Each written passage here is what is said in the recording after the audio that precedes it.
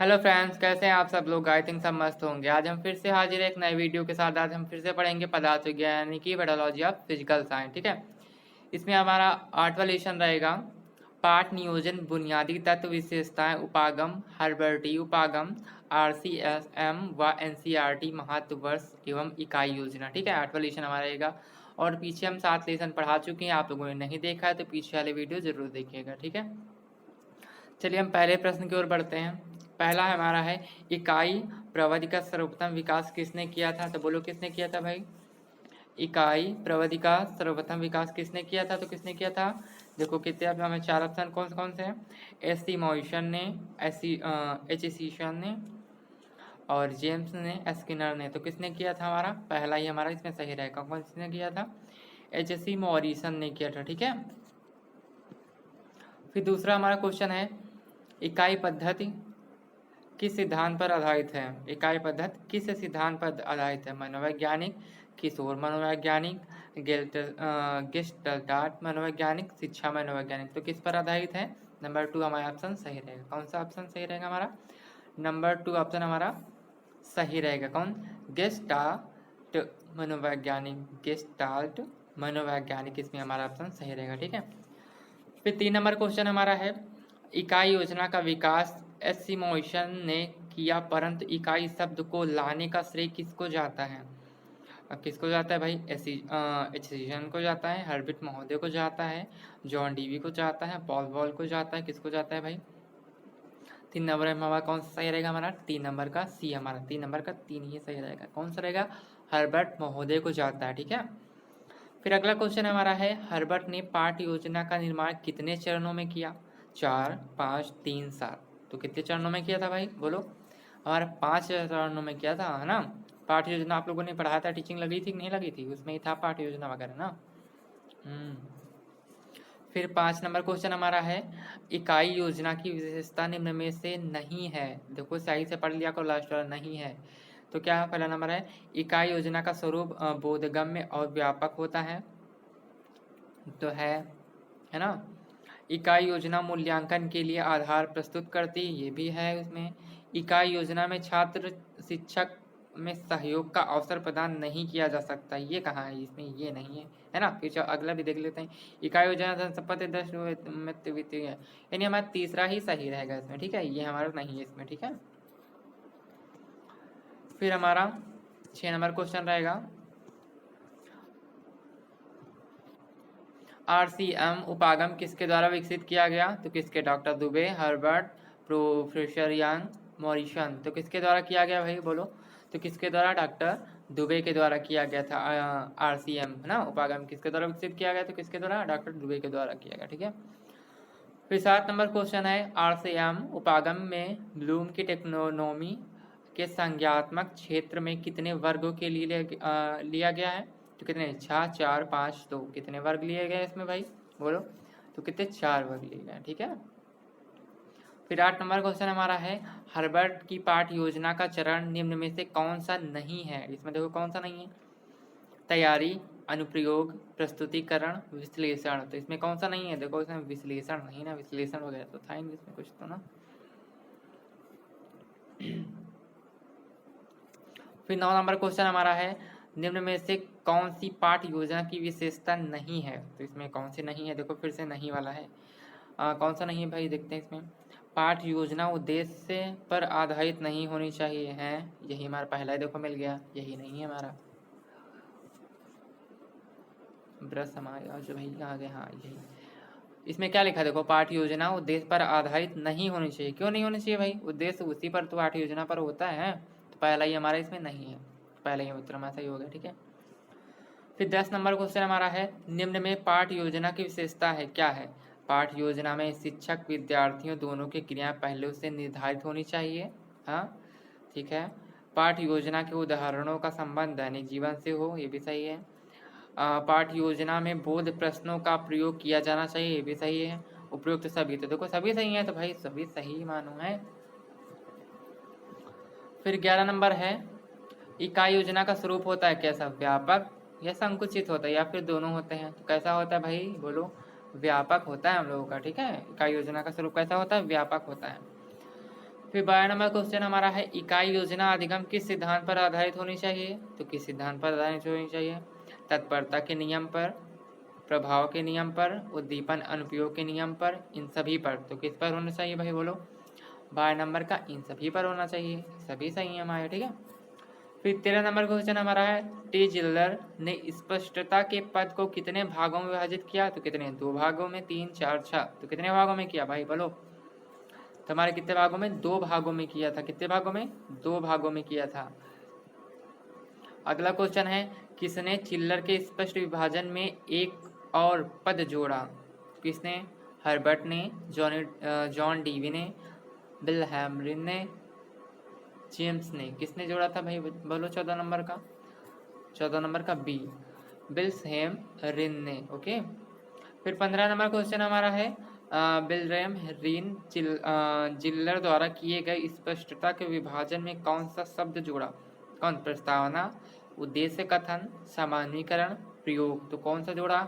उद्देश्य कथन जोड़ा इसमें। ये भी सही एकदम जोड़ा था उन्होंने ना। क्या उद्देश्य क्या है भाई पढ़ाने का? सही था वो। 16 नंबर क्वेश्चन हमारा है RCEM उपागम कब विकसित किया गया? तो कब? 1961, 60, 63, 64। तो कब किया गया था भाई बोलो? 1961 में ही किया गया था। कब किया गया था हमारा? 1961 में ही किया गया था ना। फिर 17 नंबर क्वेश्चन हमारा है किसने पाठ्य योजना में स्कूल विषयों के शैक्षिक लक्ष्यों को अपनाया? किसने अपनाया बोलो? प्रोफेसर HR श्रीवास्तव ने, JP सूरी ने, कि दोनों ने, कि डॉक्टर दुबे ने? बोलो किसने अपनाया था? तो दोनों ने ही अपनाया था। मतलब A और B दोनों ने अपनाया था। प्रोफेसर HR श्रीवास्तव ने, JP सूरी ने, दोनों ने ही अपनाया, ठीक है। फिर 8 नंबर क्वेश्चन हमारा है 18 नंबर वे पाठ्य योजना जिन्हें शिक्षक कक्षा में शिक्षण से पूर्व लिखित रूप में तैयार करता है वे क्या कहलाती हैं? लिखित पाठ्य योजना, अलिखित पाठ्य योजना, व्यापक पाठ्य योजना, सूक्ष्म पाठ्य योजना। तो क्या कहलाती है भाई? देखो पहले इसमें लिखित लिखा है तो लिखित है ना, लिखित लिख के कह रहे हो तो हमारा पहले सही होगा है लिखित पाठ्य योजना। फिर 19 नंबर क्वेश्चन हमारा है वार्षिक योजना का निर्माण करते समय किन कारकों पर ध्यान रखा जाता है? वार्षिक योजना का निर्माण करते समय किन कारकों पर ध्यान रखा जाता है? तो किन पर?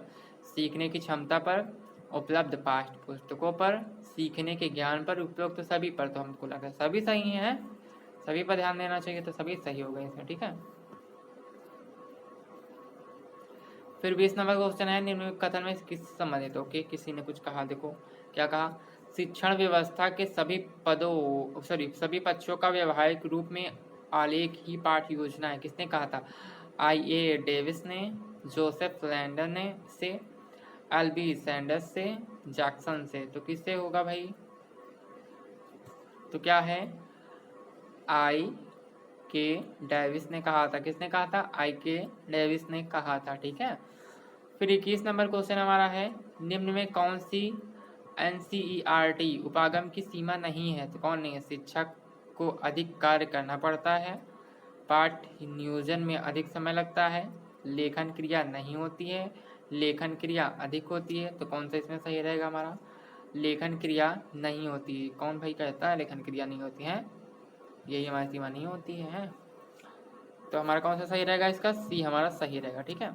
फिर अगला चैप्टर हमारा शुरू होता है यहाँ से 9th चैप्टर। इसको बोलेंगे कौन सा है? शिक्षण अधिगम सामग्री, तत्कालीन उपकरणों का महत्व और निर्माण, ठीक है। ये हमारा शुरू हो गया नया लेसन। इसमें पहला क्वेश्चन हमारा है भौतिक विज्ञान के अध्यापक को अपने शिक्षण को स्पष्ट, स्थायी एवं भाव रूपी बनाने के लिए किसका प्रयोग करना पड़ता है? वास्तविक वस्तु का, मॉडल और स्लाइड का, चित्र का, उपयुक्त सभी का। तो किसका भाई बोलो? देखो फिजिक्स से केमिस्ट्री वाला कोई भी होता है तो क्या उपयुक्त सभी चाहिए तो बढ़िया से अच्छे से बता देता है ना। फिर 2 नंबर क्वेश्चन हमारा है निम्न में कौन सा असुरक्षित साधारण उपकरण का उदाहरण नहीं है? ओके, चार्टर्स, गुरुत्वा केंद्र, रेखा चित्र, संख्या चित्र कार्ड। तो देखो सबसे अलग इसमें क्या है? थोड़ा सा दिख रहा है आप लोगों को, बोलो। गुरुत्वा केंद्र दिख रहा है इसमें सबसे अलग, तो यही है ना। नंबर 3 देखो क्या है आरंभ में शिक्षक अपने शिक्षक को रोचक एवं प्रभावपूर्ण बनाने के लिए किस पर निर्भर रहता है? किस पर रहता है भाई? अगले में देखते हैं। आओ इधर आओ, इधर आओ, इधर आओ, इधर। चाक एवं चौक पर, टॉक पर, चार्ट एवं ग्राफ पर, वस्तु एवं नमूने पर, चित्र एवं मानचित्र पर। किस पे रहता है भाई बोलो? 3 नंबर का कौन सा रहेगा हमारा? ए रहेगा भाई। नमूने वमूने तो इसी से बनाता, चाक वगैरह से बनाता है। फिर 4 नंबर देखते हैं। शिक्षण अधिगम सामग्री के प्रकार हैं क्या? श्रव्य सामग्री, श्रव्य दृश्य सामग्री, दृश्य सामग्री, उपयुक्त सभी। तो क्या होगा भाई? सभी होगा इसमें है। फिर 5 नंबर क्वेश्चन हमारा है, निम्न में से कौन सी शिक्षण अधिगम सामग्री की विशेषता है? कौन सी? शुद्ध का होना, शुद्धता का होना, मितव्ययी का होना, सार्थकता का गुण होना, ये सभी। तो कौन सा इसमें सही रहेगा भाई? 5 नंबर का डी हमारा सही होगा। ठीक है, ये सभी ऑप्शन हमारा सही रहेगा। फिर देखते हैं, निम्न में से कथन किससे संबंधित है? श्रव्य दृश्य विधियां और वस्तुएं प्रभावपूर्ण सीखने, प्रबल छात्र रुचि उत्साह, विद्यालय से सफलता के लिए अति आवश्यक आधार हैं। किसने कहा था? रिस्क ने कहा था, मेकोन से कहा था, विचित एवं सुलर से कहा था, रॉबर्ट से कहा था। किसने कहा था भाई बोलो? 6 नंबर का हमारा बी, विटिच एवं सुलर से कहा था। ठीक है। फिर 7 नंबर क्वेश्चन हमारा है, निम्न में से कौन सी श्रव्य सामग्री नहीं है? कौन सी नहीं है? रेडियो है, ग्रामोफोन है भाई। फिर एटलस क्या होता है पता नहीं, टेप रिकॉर्डर भी है, तो एटलस ही हमारा नहीं है, एटलस नहीं है। इसमें हमारा कौन सा सही रहेगा? हमारा सी ऑप्शन सही रहेगा। ठीक है। निम्न में से कौन सी दृश्य सामग्री नहीं है? ओके, मॉडल्स, रेखाचित्र, चार्ट, रेडियो। कौन सी नहीं भाई बोलो? दृश्य सामग्री हमारी रेडियो नहीं है, केवल जो हम लोग सुनते हैं वो हमारे श्रव्य सामग्री है रेडियो हमारी। फिर 9 नंबर है, सरल कामनीदार तुला बनाने में किसका उपयोग किया जाता है? 1 फुट लंबे लकड़ी के टुकड़े का, धागे का, कीलों का, उपयुक्त सभी का। तो किसका किया जाता है भाई? सभी लगी है तभी बनी है। तुला माने तराजू होता है, पता है ना। फिर है, निम्न में से कौन सा उपकरण भौतिक विज्ञान शिक्षण में सहायक नहीं है? कौन नहीं है? सरल कामिनीदार तुला, साधारण वायुदाब मापी, स्प्रिंग तुला, ग्लोब। तो कौन इसमें नहीं है भाई? इसमें ग्लोब नहीं है। ग्लोब के इसमें क्या कार्य है? फिर आगे देखते हैं 11 नंबर, कक्षा में जब अध्यापक श्यामपट्ट पर लिखते हैं तो उनके पीठ कक्षा की तरफ हो जाते हैं, इस कारण शिक्षक छात्र संप्रेषण की प्रभावशीलता कम हो जाती है। इस समस्या के निवारण के लिए किस उपकरण का उपयोग किया जाता है? ओ ये तो हमने सोचा ही नहीं था है। देखो क्या होता है, ओवरहेड प्रोजेक्टर का, चलचित्र का, गुत्ता केंद्र वाला खिलौना, और आगे क्या है इसमें देखते हैं, बुलेटिन बोर्ड का। तो किसका किया जाता है भाई बोलो? 11 नंबर में तो किसका किया जाता है? ओवरहेड प्रोजेक्टर का किया जाता है। ठीक है, मतलब कि सर से ऊपर जो प्रोजेक्टर है, ओवरहेड है ना, ऐसा लिखा है इसमें। फिर 12 नंबर क्वेश्चन हमारा है, निम्न में से कौन सा ओवरहेड प्रोजेक्टर की संरचना का भाग नहीं है? कैबिनेट, एक पंखा, प्रोजेक्शन लैम्प, बुलेटिन बोर्ड। तो इसमें कौन नहीं है? बुलेटिन बोर्ड नहीं है, क्योंकि हमारे एकदम बराबर ही लगता है ना। फिर 13 नंबर क्वेश्चन हमारा है, ओवरहेड प्रोजेक्टर के कैबिनेट के हैलोजन लैंप से उत्पन्न ऊर्जा बाहर फेंकने के लिए किसका प्रयोग किया जाता है? एक पंखे का, एसी का, स्टैंड का, प्रोजेक्टर बल्ब का। तो बोलो किसका किया जाता है 13 नंबर में? उसी में एक भाई छोटा सा पंखा लगा रहता है, कंप्यूटर में भी देखा होगा, खुर खुर खुर चलता रहता है छोटा सा, उसी तरीके उसमें भी लगा रहता है भाई। फिर 14 नंबर क्वेश्चन है, ओवरहेड प्रोजेक्टर के कैबिनेट के अंदर 35 डिग्री सेल्सियस से अधिक ताप होने पर वाल्व को स्वतः कौन बंद कर देता है? थर्मोस्टैट, पंखा, मानव संप्रेषण करता। कौन करता है भाई बोलो? 14 नंबर का थर्मोस्टैट उसमें ही रहता है, वो सेट रहता है उसमें, वही कर देता है ना। फिर अगला क्वेश्चन हमारा है, स्लाइड का प्रयोग करके चित्रों को किस में दिखाया जाता है? किस में? टेलीविजन में, जादू की लालटेन में, बढ़िया से बताया उन्होंने, चलचित्र में, बुलेटिन बोर्ड में। तो किस में दिखाया जाता है? ये तो पता ही होगा ना, बोलो। स्लाइड को प्रयोग जादू की लालटेन में किया जाता है। किस में किया जाता है? जादू की लालटेन में।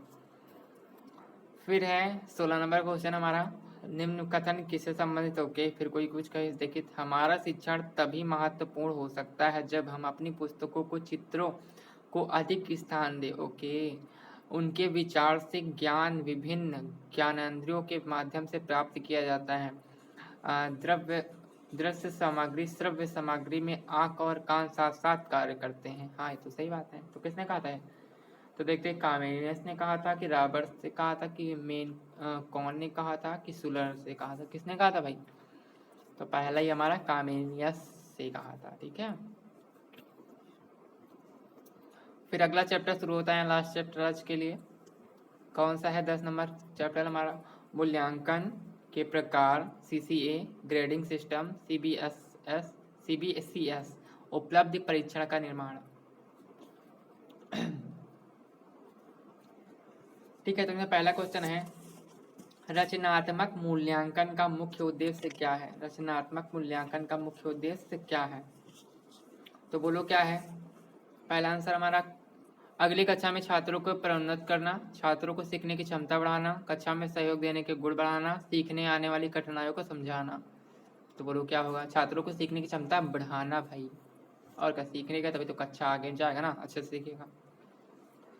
फिर 2 नंबर क्वेश्चन हमारा है, किसी छात्र के प्रदर्शन का मूल्यांकन करने सबसे अच्छा समय कब है? कब?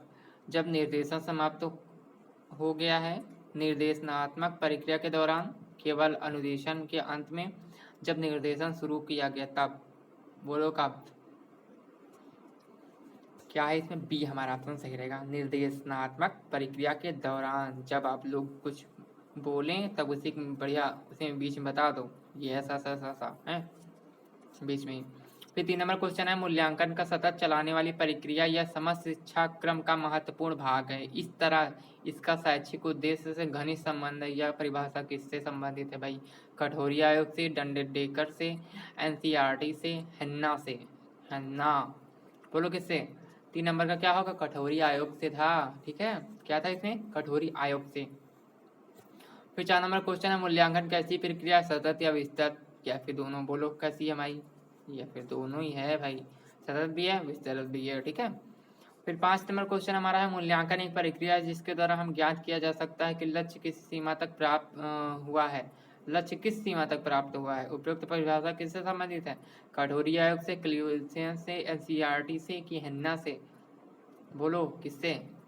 5 नंबर कौन सा होगा भाई? NCERT से होगा। ठीक है, फिर 6 नंबर क्वेश्चन होगा, निम्न में कौन सी प्रविधि मूल्यांकन से संबंधित नहीं है? बोलो भाई कौन से नहीं है? आगे देखते हैं कौन कौन से प्रश्न हैं इसमें। लिखित परीक्षा, साक्षात्कार, याद रखना, प्रयोगात्मक परीक्षा। बोलो किससे संबंध नहीं है? याद करना भाई। ठीक है, फिर 7 नंबर देखते क्वेश्चन क्या है, निम्न में से कौन से मूल्यांकन की विशेषता है? एक सतत एवं विस्तृत प्रक्रिया है, सामाजिक प्रक्रिया नहीं है, मापन से संबंधित नहीं है, एक संकुचित प्रक्रिया है। 7 नंबर का कौन सा होगा? पहला ही होगा, एक सतत एवं विस्तृत प्रक्रिया नहीं है, सॉरी विस्तृत प्रक्रिया है, पहला ही में सही होगा। ठीक है, फिर 8 नंबर क्वेश्चन हमारा है, परीक्षण के अंतर्गत 2 या 2 से अधिक व्यक्तियों की तुलना करना एक व्यवस्थित प्रक्रिया होती है। उपयुक्त कथन किससे संबंधित है? बोलो किसने कहा था? शिक्षा शब्दकोश से, क्रोनबैक से, फ्रांसिस गाल्टन से, कैटल से। तो किससे होगा भाई 8 नंबर का? 8 नंबर का भी हमारा ऑप्शन सही होगा, किससे? क्रोनबैक से, क्रोनबैक से। फिर 9 नंबर क्वेश्चन हम लोग देखते क्या है, परीक्षण का ढांचा तैयार करने के लिए किसका प्रयोग किया जाता है? ब्लू प्रिंटर का, इकाई योजना का, पाठ्य योजना का, इनमें से कोई नहीं। तो बोलो क्या होगा? ब्लू प्रिंट का ही किया जाता है। ठीक है, 10 नंबर क्वेश्चन हमारा है, निम्न में से कौन सा निबंधनात्मक परीक्षण का गुण नहीं है? इसमें प्रश्न की संख्या कम होती है, मूल्यांकन की शुद्धता की संभावना कम होती है, इसमें छात्रों द्वारा संपूर्ण पाठ्यक्रम का अध्ययन करना पड़ता है, इसमें छात्रों का संपूर्ण पाठ्यक्रम नहीं पढ़ाया जाता है।